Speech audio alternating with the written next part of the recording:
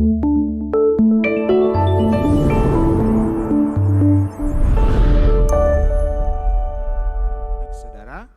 salam sejahtera bagi kita semua. Saya ucapkan selamat pagi. Kasih karunia Tuhan kita rasakan. Kalau sepanjang minggu penjagaan Tuhan, kemurahan Tuhan benar-benar luar biasa ya. Tuhan itu sungguh baik, amat baik dan sangat baik. Tema khotbah pada saat ini yaitu milikilah hati yang baru. Milikilah hati yang baru. Mengapa saya rindu mengangkat tema ini saudaraku? Karena apa? Saya rindu sebelum lebih jauh memasuki tahun 2022 ini, kita sudah memiliki hati yang baru. Kita sudah memiliki hati yang baru. Mungkin tanpa kita sadari, tahun 2021 hati kita hati lama. Nanti kita akan melihat apa resikonya kita masih memiliki hati yang lama dan apa berkat yang akan kita miliki ketika hati ini diperbaharui. Kita lihat ayatnya di dalam 2 Raja-Raja pasal yang kedua ayat yang ke-19. 2 Raja-Raja pasal 2 ayat 19 begini bunyi firman Tuhan. Berkatalah penduduk kota itu kepada Elisa, cobalah lihat letaknya kota ini baik seperti yang tuanku lihat. Tetapi airnya tidak baik. Dan di negeri ini sering ada keguguran bayi. Wow, saudaraku, lewat ayat ini ada hal yang sangat menarik ya.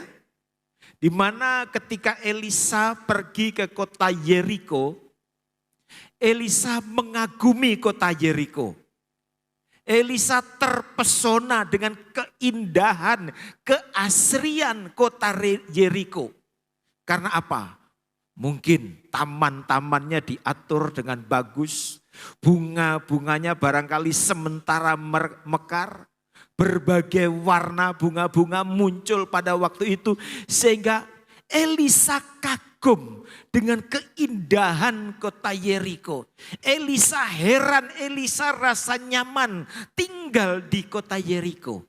Tetapi saudaraku, sementara Elisa menikmati, mengagumi keindahan daripada kota Yeriko, ada orang berkata sama Elisa begini, "Om, memang kota Yeriko itu indah. Kota Yeriko itu baik, luar biasa, menarik.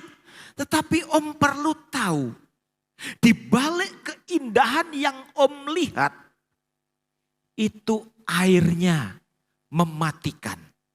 Airnya tidak baik. Sehingga ketika orang-orang hamil, ketika minum air kota Yeriko, maka dia akan keguguran."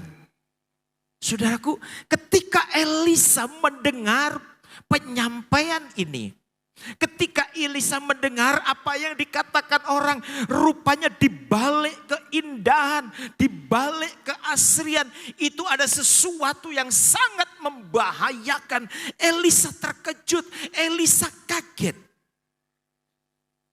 Rupanya di balik keindahan, di balik kecantikan kota Yeriko, di balik pesonanya, ada sesuatu yang bisa mematikan, yaitu airnya mendatangkan maut, airnya mendatangkan bencana. Saudara, ada satu pelajaran yang indah yang dapat kita ambil dari kisah ini. Tuhan senang saudara setia beribadah seperti sekarang ini. Amin. Tuhan senang saudara rajin membaca Alkitab. Tuhan senang saudara berdoa. Tuhan senang saudara memuji, memuliakan nama Tuhan. Itu Tuhan senang. Tetapi jangan sampai di balik hal-hal yang baik yang kita lakukan, di balik hal-hal yang baik yang setiap hari kita buat, jangan sampai kita seperti kota Yeriko. Di Di balik hal-hal yang baik ternyata di dalam diri kita, tanpa kita sadari ada sesuatu yang bisa mematikan iman orang lain. Ada sesuatu yang bisa mematikan semangat, gairah orang lain di dalam memuji, memuliakan nama Tuhan. Ini yang sering tidak disadari oleh setiap banyak anak Tuhan. Kelihatannya menurut ukuran, menurut penilaian masyarakat, mungkin wow, dia setia beribadah. Wow, dia suka berkorban. Tapi jangan sampai di balik hal-hal yang bagus yang kita lakukan, yang kita buat, ada sesuatu di dalam diri kita itu seperti kota Yeriko. Mungkin tanpa kita sadari, sepanjang tahun 2021 kita mungkin seperti kota Yeriko. Baik, bagus, setia. Tetapi ada sesuatu yang tanpa kita sadari bisa melemahkan iman orang lain, bahkan bisa mematikan semangat orang lain. Kita perbaiki di tahun 2022 ini. Amin, saudara. Kita perbaiki. Masih ada kesempatan. Minggu yang lalu saya katakan bukan satu kebetulan kalau saudara dan saya masih hidup di tahun 2022 ini. Bukan satu kebetulan. Mengapa? Tentu kita semua tahu. Ada begitu banyak teman, sanak, famili, kerabat, tetangga. Dipanggil Tuhan di tahun 2021. Minggu lalu saya katakan, GPDI saja kehilangan ratusan orang hamba Tuhan tahun 2021. Itulah sebabnya bersyukur kita masih masuk di tahun 2022. Ayo, kalau mungkin tanpa kita sadari kehidupan kita di tahun 2021 masih seperti kota Yeriko, kelihatannya indah, kelihatannya asri, kelihatannya baik. Tetapi ada sesuatu yang dapat mematikan. Kita perbaiki kehidupan kita di tahun 2022 ini. Amin, saudara. Amin. Di dalam Alkitab ada beberapa contoh. Orang-orang yang kehidupannya seperti kota Yeriko. Sekali lagi, ada begitu banyak contoh kalau saya boleh sampaikan. Tetapi pagi hari ini saya akan memberikan beberapa contoh orang-orang yang kehidupannya seperti kota Yeriko. Yang pertama Esau. Tentu saudara tahu siapa Esau. Dia kembarannya daripada Yakub. Kakak beradik juga bisa dibilang kembaran. Ketika Esau dan Yakub mungkin berjalan bersama-sama. Ketika mungkin Esau dan Yakub mungkin bekerja bersama-sama, ngobrol. Mungkin tetangga-tetangganya berkata, bagus sekali ini kakak adik ini. Harmonis sekali kakak adik ini. Kok bagus sekali kerjasamanya. Mungkin saudaraku. Orang-orang atau tetangga-tetangga melihat, wah Esau itu kok begitu sayang sama Yakub. Esau itu kok begitu perhatian sama Yakub. Mungkin orang sepintas punya penilaian bagus terhadap Esau. Tetapi apakah faktanya? Esau benar-benar mengasihi Yakub. Apakah faktanya Esau benar-benar baik kepada Yakub? Alkitab tidak mengatakan begitu. Coba kita lihat ayatnya. Di dalam Kejadian pasal 27 ayat 41.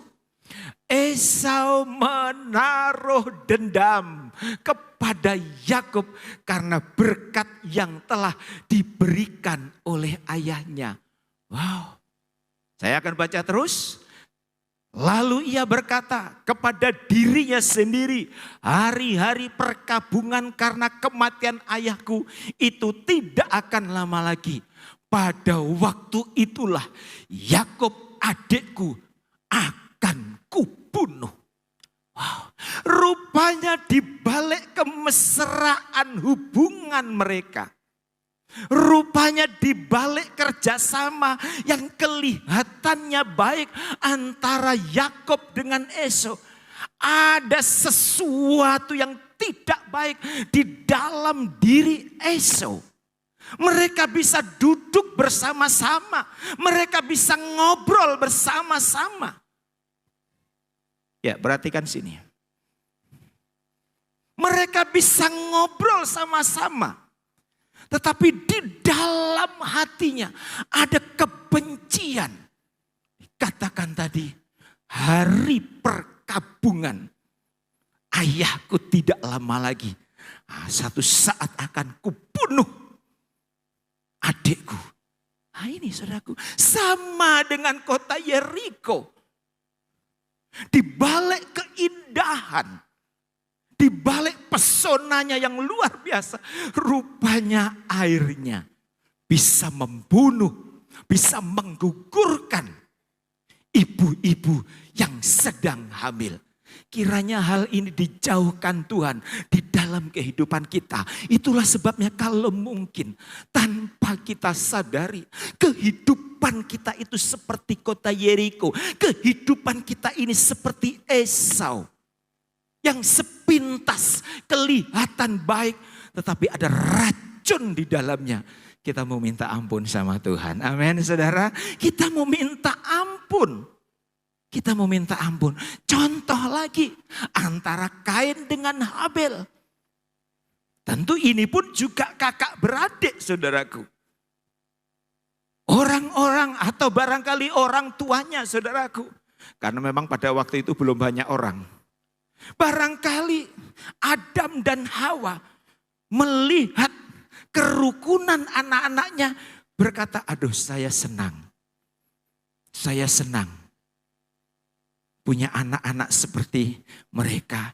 Kain dan Habil kerjasama, ngobrol bersama, rukun. Ke ladang bersama-sama.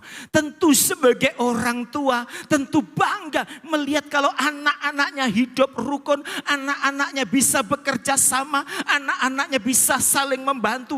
Itu luar biasa, itu bangga sebagai orang tua. Tetapi apakah faktanya? Mereka berdua benar-benar bagus, rukun. Jawabannya juga tidak. Coba kita lihat ayatnya. Di dalam Kejadian pasal 4 ayat 8. Kata Kain kepada Habel, adiknya, marilah kita pergi ke padang. Wow, saudaraku. Ini Kain tidak mau ke padang sendirian. Dia mengajak adiknya. Ayo adikku, kita pergi ke padang. Ketika mereka ada di padang, tiba-tiba Kain memukul Habel adiknya itu. Lalu membunuh dia. Kita lihat. Di balik yang kelihatannya rukun. Ke padang sama-sama. Ke kebun sama-sama. Dan itu membuat orang tua terhibur. Membuat Adam dan Hawa terhibur. Tetapi faktanya apa? Tanpa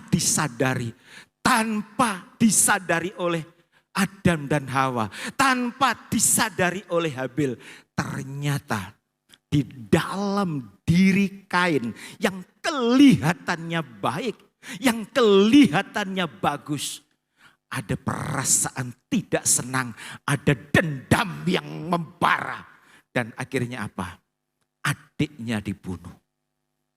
Saudaraku, roh ini akan terus berjalan sampai kedatangan Tuhan. Itulah sebabnya tidak usah heran.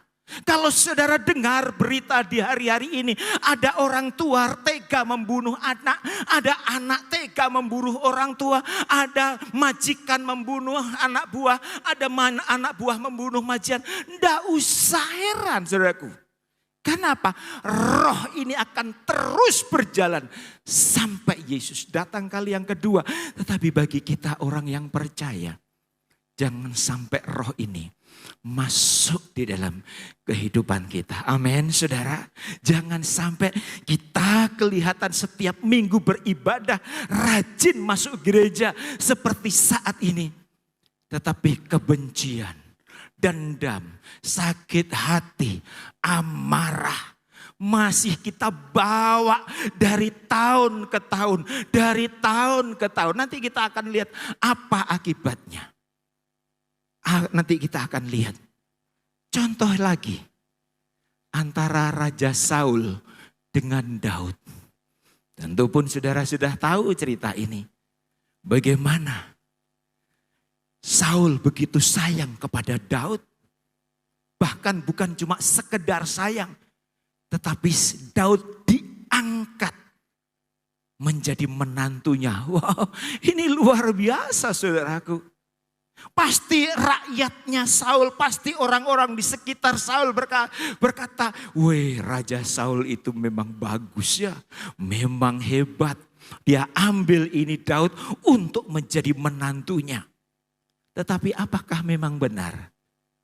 Saul sayangnya, perhatiannya tulus kepada Daud. Saudara lihat ayatnya ini. Di dalam 1 Samuel pasal 18. Ayat yang ke-17, berkatalah Saul kepada Daud, ini dia anakku perempuan yang tertua, Merab. Dia akan kuberikan kepadamu menjadi istrimu. Wow, saudaraku, luar biasa. Sampai anaknya sendiri diserahkan, dikasihkan kepada Daud. Pasti orang berkata, wah hebat sekali ini raja ini. Hebat sekali ini Saul ini. Diberikan anaknya saudaraku kepada Daud. Tetapi saudaraku, apakah memang benar-benar Saul cinta sama Daud? Sayang sama Daud? Perhatian betul sama Daud? Saudara baca ayatnya selanjutnya. Hanya jadilah bagiku seorang yang gagah perkasa dan lakukanlah perang Tuhan. Sebab pikir Saul, nah ini sebab pikir Saul, janganlah tanganku yang memukul Daud. Rupanya saudaraku, di balik anaknya diserahkan sama Daud, rupanya Saul punya strategi, rupanya Saul punya niat jahat untuk membunuh Daud. Sekali lagi saya baca, janganlah tanganku yang memukul dia, yaitu memukul Daud, tetapi biarlah ia dipukul oleh tangan orang Filistin. Ayat yang ke-25 dikatakan, kemudian berkatalah Saul, beginilah kamu katakan kepada Daud, raja tidak menghendaki mas kawin selain dari 100 kulit katan orang Filistin sebagai pembalasan kepada musuh raja. Saul bermaksud untuk menjatuhkan Daud dengan perantaraan orang Filistin. Belisnya Daud bilang, Saul bilang begini, aku tidak perlu belis emas. Aku tidak perlu belis kerbau. Aku tidak perlu belis kambing. Tidak perlu belis sapi. Tidak perlu. Aku cuma minta kulit katannya orang Filistin. Artinya apa? Kamu harus bunuh ini orang-orang Filistin. Tujuannya apa saudaraku? Agar Daud dibunuh oleh orang Filistin. Licik atau tidak? Nah ini.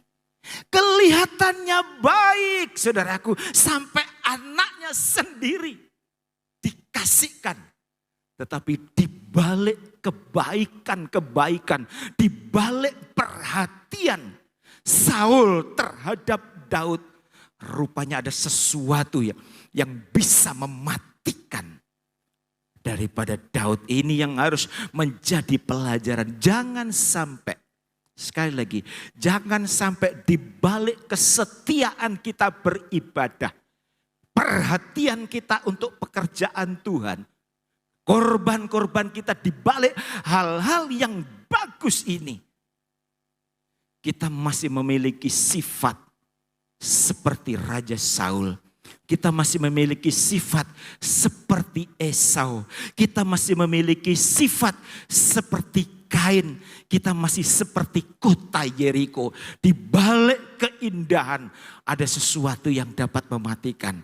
Dan mereka-mereka ini, saudaraku, oleh Tuhan Yesus disamakan seperti ahli Taurat dan orang Farisi. Orang seperti Raja Saul, orang seperti Esau, orang seperti Kain. Kota seperti Yeriko itu oleh Tuhan Yesus disamakan seperti ahli Taurat dan orang-orang Farisi, di mana Tuhan Yesus ngomong sama ahli Taurat dan orang-orang Farisi, kamu itu seperti kuburan. Saudara tahu kuburan? Tadi pagi saya katakan di belakang ini Pasar Baru itu ada satu kuburan yang menurut saya paling mahal. Mengapa saya katakan paling mahal? Wah, keramiknya keramik mahal. Lalu dipagar dengan pagar yang cukup mahal, luas. Belum cukup dipagar, pasang meteran PLN sendiri. Barangkali itu orang di dalamnya kalau malam keluar biar enggak gelap. Barangkali, saudaraku. Di situ ada tempat minum, saudaraku. Enggak tahu siapa yang malam-malam haus. Lalu dikelilingi dengan taman-taman yang luar biasa. Saudara lihat, karena kebetulan tempatnya sebelahnya Mama. Luar biasa, saudaraku. Wow, itulah gambaran orang Farisi, itulah gambaran ahli Taurat. Yesus bilang, kamu orang-orang ahli Taurat, orang-orang Farisi, kamu itu seperti kuburan, kelihatan indah, kelihatan megah, kelihatan putih, kelihatan bersih. Tapi di dalamnya penuh dengan tulang-tulang busuk, di dalamnya penuh dengan kotoran. Aduh, jangan sampai, saudaraku, jangan sampai Yesus mengecam kondisi kita, rohani kita. Kita ini seperti kuburan, ngeri, saudaraku. Luar biasa. Ucapan Yesus itu begitu keras, saya tidak bisa bayangkan ya. Bagaimana ketika ahli-ahli Taurat, orang-orang Farisi mendengar ucapan Yesus itu begitu ngeri, saudaraku. Kamu itu kelihatannya hebat, kamu itu kelihatannya luar biasa, tetapi kamu itu seperti kuburan aja. Di dalamnya penuh dengan tulang-tulang busuk. Jangan sampai di balik kehidupan kita yang mungkin kelihatan indah, tetapi di dalam kita itu ada sesuatu yang bisa membunuh iman seseorang, bisa menghancurkan iman seseorang. Kita lihat ini apa yang dikatakan Tuhan Yesus ini. Demikian jugalah kamu. Di sebelah luar kamu tampaknya benar di mata orang. Wah, ngeri, saudaraku. Kelihatannya orang ini baik, kelihatannya orang ini benar. Tetapi di sebelah dalam kamu penuh dengan kemunafikan, penuh dengan kedurjanaan. Wow, saudaraku. Kalau seandainya Tuhan Yesus ngomong begitu sama kita, pasti kita tidak bisa duduk, saudaraku. Sudah kayak patung, sudah. Begitu keras. Karena apa, saudaraku? Memang itu faktanya. Ahli-ahli Taurat, memang itu faktanya. Orang-orang Farisi, memang itu faktanya. Kota Yeriko, di balik keindahan, airnya mematikan. Sehingga gara-gara air itu sudah banyak orang mengalami satu keguguran. Nah ini, saudaraku, untuk itu mari kita mau periksa. Sebelum lebih jauh kita melangkah di tahun 2022. Mungkin, sekali lagi, mungkin tanpa kita sadari. Kita seperti kota Yeriko. Kita seperti Raja Saul, kita seperti Esau, kita seperti Kain, kita seperti kuburan. Izinkan firman Tuhan memperbaiki kita. Amin saudara, amin, amin. Izinkan saudaraku. Izinkan firman Tuhan memperbaiki kita. Karena kalau bukan firman, siapa lagi? Orang tuamu tidak bisa merubah karaktermu, temperamenmu, kebiasaanmu. Tidak bisa saudaraku. Hanya firman yang bisa merubah. Tetapi persoalannya mau atau tidak kita dirubah. Biar firman Tuhan itu berkuasa. Atau siapapun pendeta hebat menyampaikan. Tetapi kalau kita menutup diri, tidak mau diperbaiki. Maka kehidupan kita dari tahun ke tahun tetap sama. Tidak ada perubahan ke arah yang lebih baik. Tidak ada perubahan ke arah yang lebih indah. Nanti kita akan lihat juga. Tetapi saudaraku, kalau kita melihat di dalam 2 Raja-Raja pasal 2 ayat 22. Apa kata firman? Demikianlah air itu menjadi sehat. Sampai hari ini sesuai dengan firman yang telah disampaikan Elisa. Kalau saudara membaca ayat yang ke-19 tadi, air kota Yeriko tidak baik. Membuat orang-orang hamil keguguran. Tetapi ayat yang ke-22 tiba-tiba air itu menjadi sehat. Artinya apa? Tidak membahayakan lagi. Tidak membuat orang-orang yang minum khususnya ibu-ibu yang hamil tidak alami keguguran lagi. Kita mau melihat apa rahasianya. Kok air yang dulunya tidak baik menjadi baik. Air yang dulunya mematikan kok sekarang menyegarkan. Kok sekarang menyehatkan. Kita akan melihat saudaraku. Apa rahasianya? Ayat yang ke-20. 2 Raja-Raja pasal 2 ayat yang ke-20 jawabnya. Ambillah sebuah pinggan baru bagiku dan taruhlah garam ke dalamnya. Maka mereka membawa pinggan itu kepadanya. Elisa ngomong sama orang-orang di Yeriko. Ada 2, kalau kamu ingin air ini sehat, tidak mengandung racun, tidak membunuh. 2, ambil pinggan baru dan taruhlah garam di dalamnya. Pinggan baru berbicara tentang hati yang baru. Hati yang baru. Kalau kehidupan kita ingin alami perubahan. Mau atau tidak mau. Suka atau tidak suka. Hati ini perlu diperbaharui. Amin saudara. Amin. Kalau saudara ingin alami perubahan di dalam hidup ini. Mau atau tidak mau, suka atau tidak suka, hati kita harus rela diperbaharui. Bagaimana caranya? Untuk diperbaharui.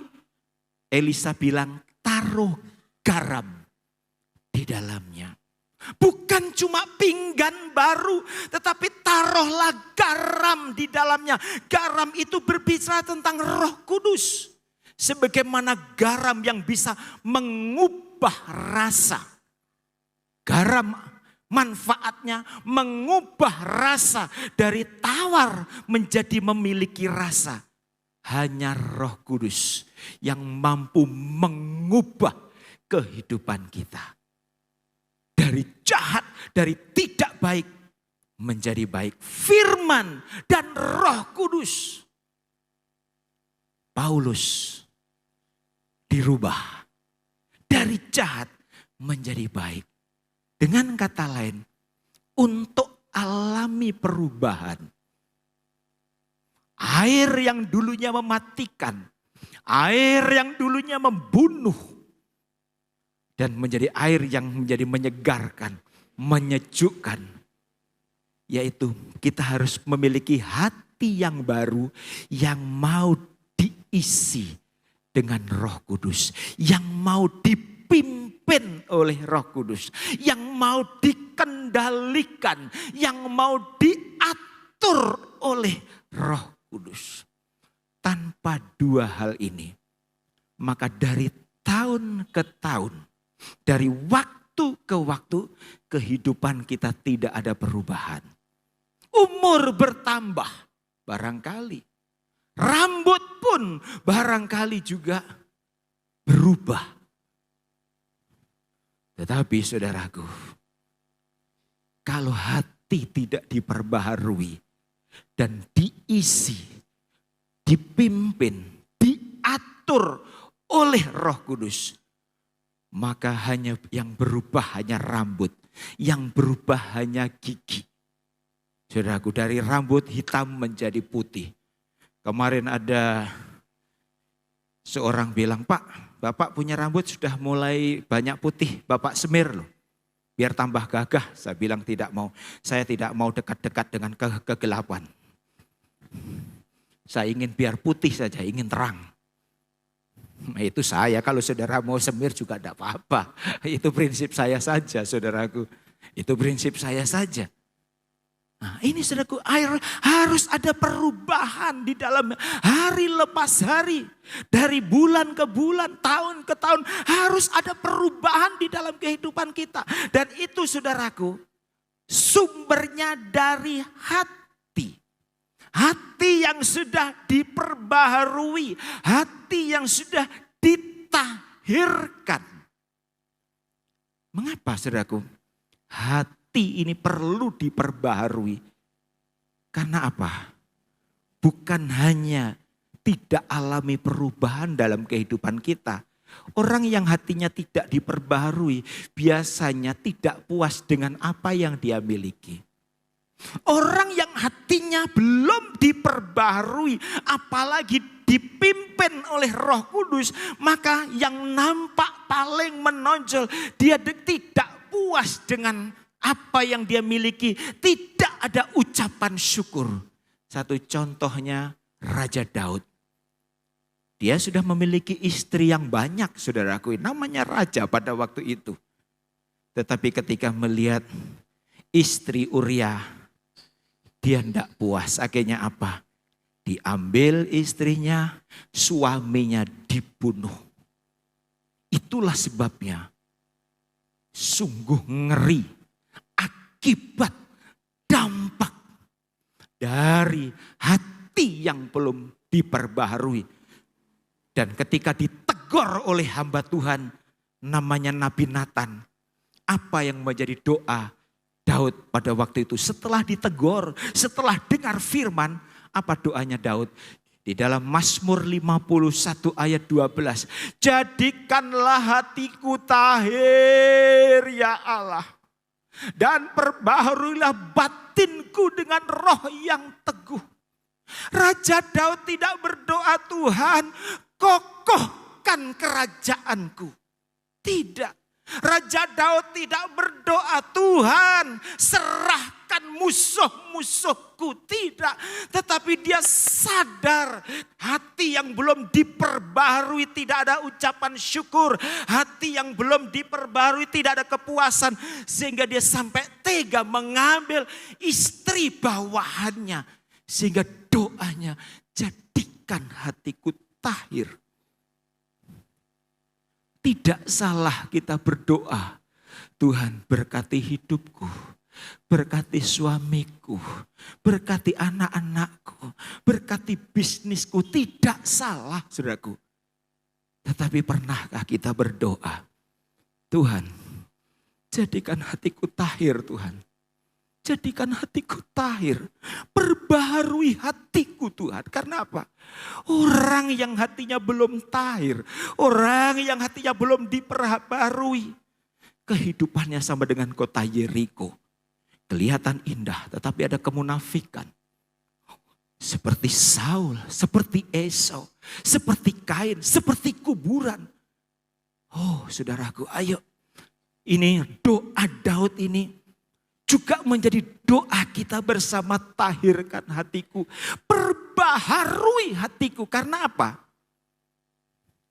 Tuhan bukan hanya melihat apa yang kita ucapkan. Tuhan bukan hanya melihat apa yang kita lihat. Tuhan bukan hanya melihat apa yang kita kerjakan.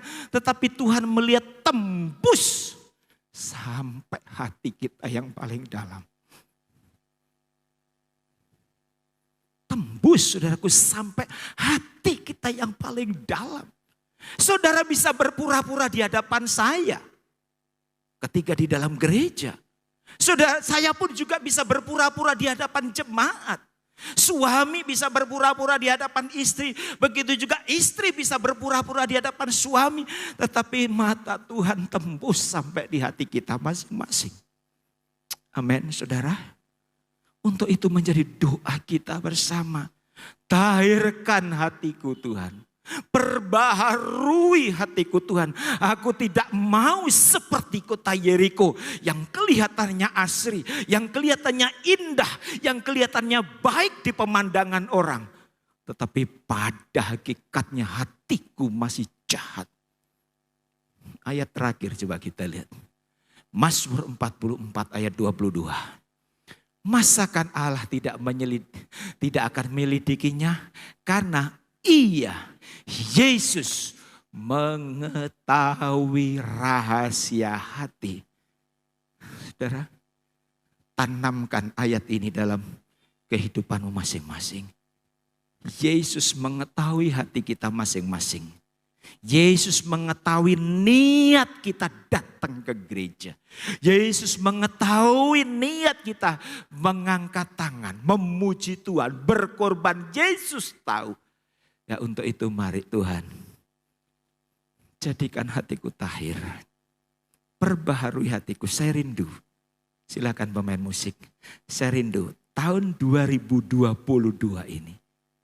Hati kita ditahirkan. Amin saudara. Amin, berikan kemuliaan untuk Tuhan kita Yesus Kristus.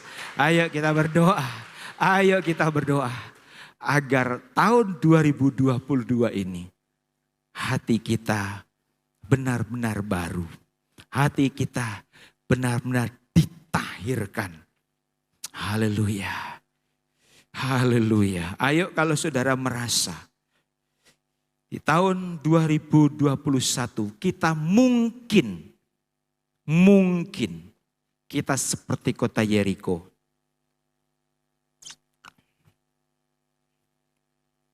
Kita masih seperti Raja Saul.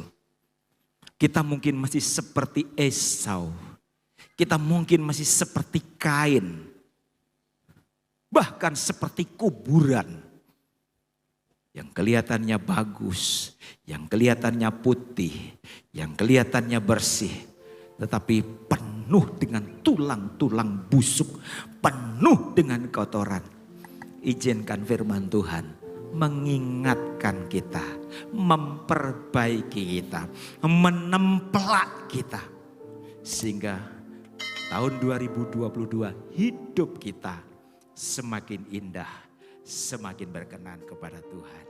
Tuhan Yesus memberkati firman-Nya.